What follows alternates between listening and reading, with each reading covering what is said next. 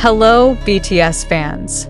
One silent cry from behind the scenes is enough to silence millions of comments in one live broadcast.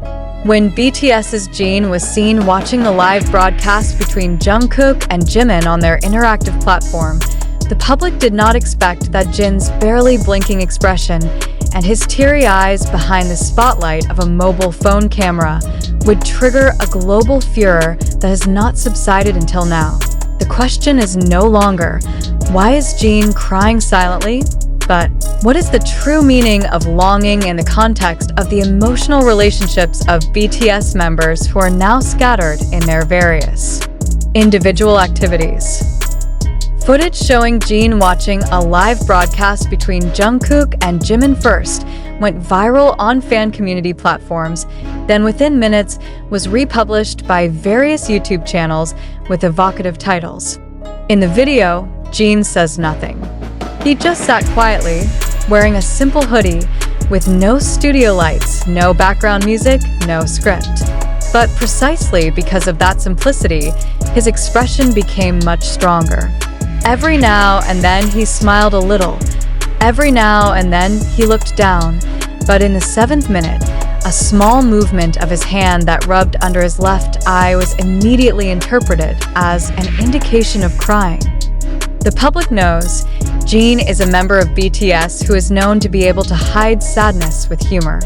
He rarely cries in front of the camera, and when he shows emotion, it's usually wrapped in humor. So when he chooses silence, it is not an ordinary sign. The live broadcast that Jin watched was not just an ordinary session. In the broadcast, Jungkook and JIMIN discuss old memories, laugh together, and at one point, talk about a trainee moment when Jin would often pick them up for night workouts, bring them snacks, or just make sure they got enough sleep. They do not mention the name of the Jin explicitly, but the narratives they share clearly refer to him. And as the part played, Jin's gaze froze. No comment. Only silence is suspicious today in the fast-paced world of global entertainment and controlled by market expectations.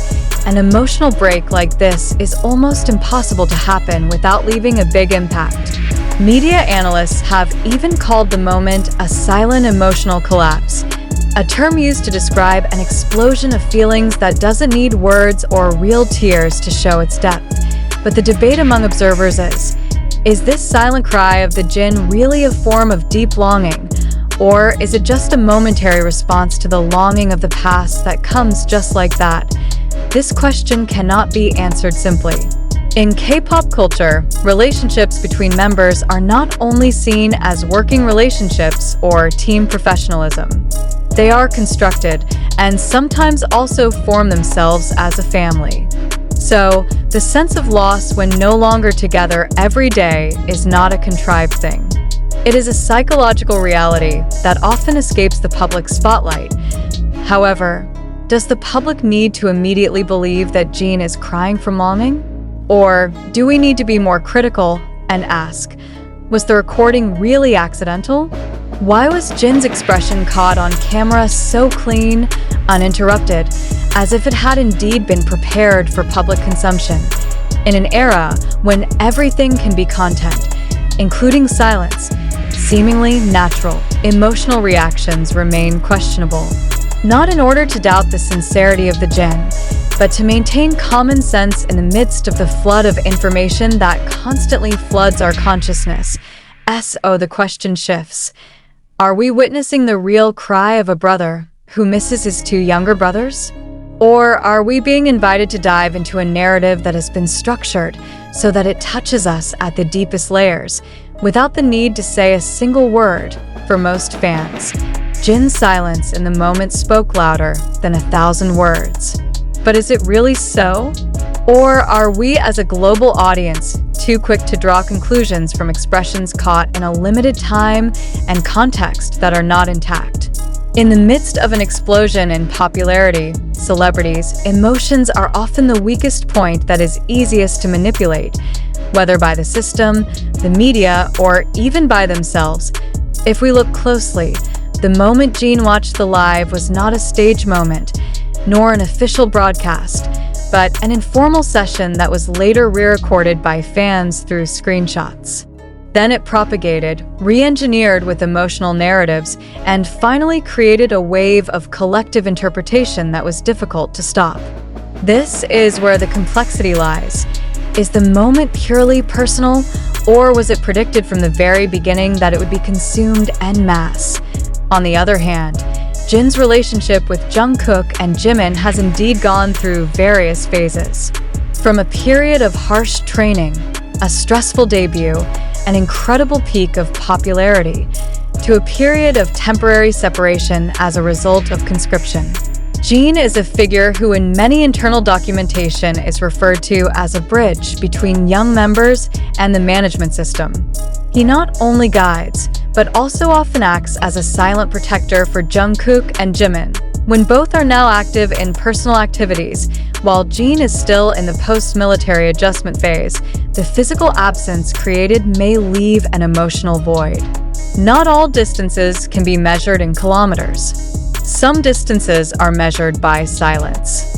And it was here that the public suspected that the longing had settled for too long and exploded in its quietest form. But in the entertainment world, the question of authenticity remains relevant. We are not doubting Jin's sincerity as a person, but rather want to understand how emotional narratives are constructed in the digital space. When all the cameras are on, when all the expressions are recorded, is there room left for a truly personal cry? Some media observers have suggested that longing can be the most effective commodity in maintaining fan loyalty. When the members of BTS are no longer present on the same screen, what is sold is not only music, but also the longing for their togetherness. In this context, the cry of the genie, if it really happens, can be a very powerful symbol of the emotional narrative of separation, as well as the hope of a reunion that continues to be awaited. But the public should not swallow these symbols raw. We need to ask, is Jin's recording a genuine recording that was shared without any publicity intentions? Who first spread it? And in what context? Why did the narrative of longing immediately become dominant when not a single word came out of the Jin's mouth? This phenomenon confirms how powerful the narrative formed by collective interpretation is. When one image spreads, the public not only sees, but also feels, interprets, and constructs meaning based on their own expectations as well as imagination. It's a very human process, yet it's also very vulnerable. Longing is an emotion that is difficult to prove. It is invisible, inaudible, and cannot be objectively verified. But the entertainment industry has long understood its power. In every moment of separation, in every break between the group's projects, longing is always present as a binder of emotions between the artist and his fans. If Jin's tears are indeed born of a deep longing for Jungkook and Jimin, then it is the most human image of a public figure who is almost always required to be strong. But if the crying is part of a deliberately contrived narrative, or at least used by the media and the public as an emotional reinforcement tool, then we should be careful. We're not celebrating emotional honesty. We're being part of an ecosystem that exchanges tears for attention and clicks. Therefore, we invite you to reflect. What do you actually see when you watch the recording of the genie? Is that really crying? Or is it just a bias born of our desire to witness a moment of emotion? Why are we so eager to believe that Jin misses Jungkook and Jimin in such a deep way? Is it because we ourselves are missing the full BTS formation? These questions are not to cast doubt on the genie. Rather, it is a form of respect for the public as an audience that is entitled to full, honest, and undistorted information by a particular agenda, whether by the media, platforms, or content managers. Silent crying, if it really happens, is the purest expression. But in this digital age, even silence can be a stage. And if all has become a stage, is there room left for truth? To this day, there is no official statement from Jin, Big Hit Music, or any party that explicitly confirms that Jin was crying in the moment.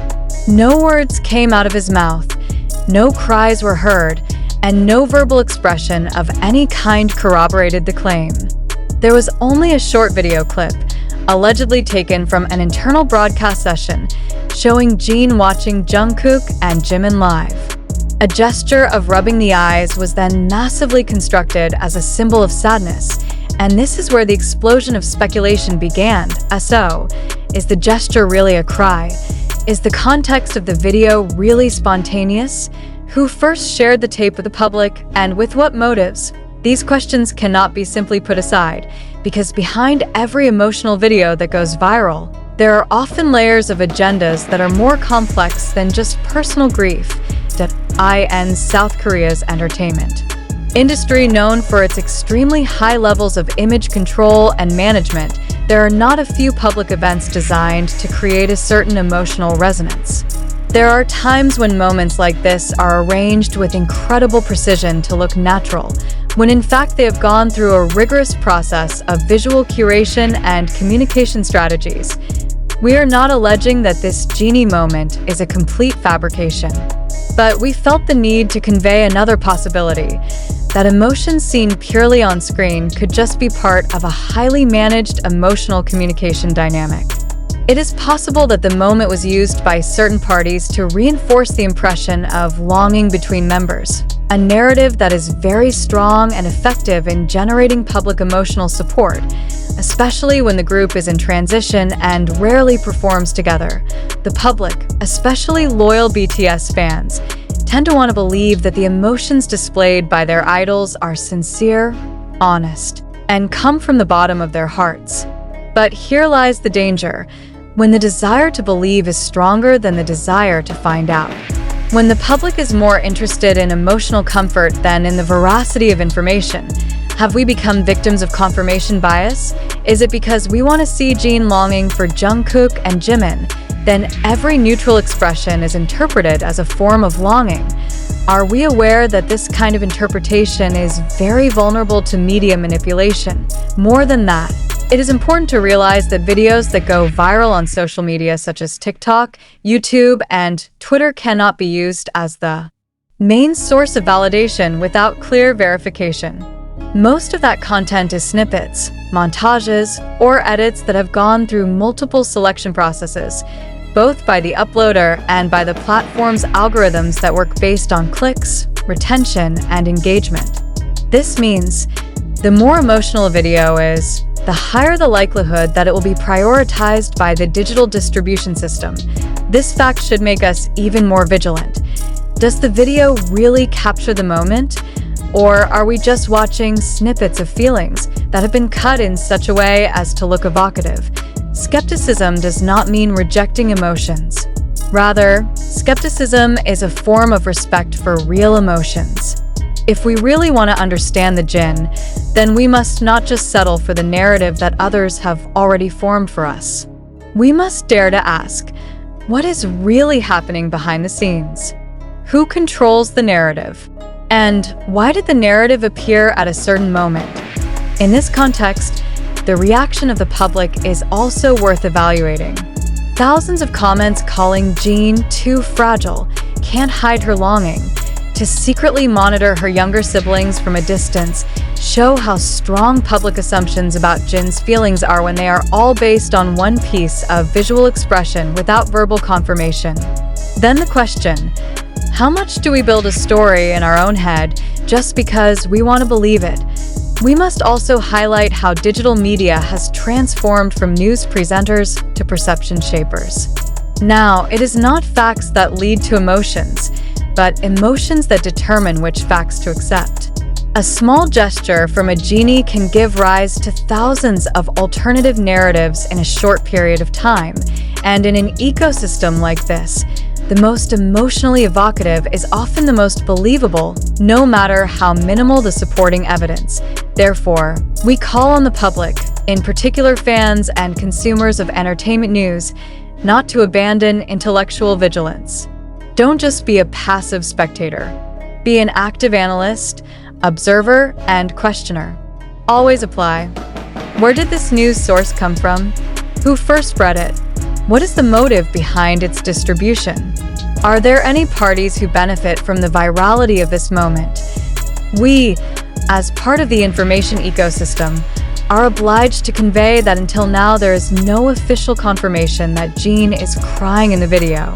The interpretations that circulate are the result of a collective construction formed by one-sided visual observations, emotional assumptions, and high public expectations of the closeness of the BTS members.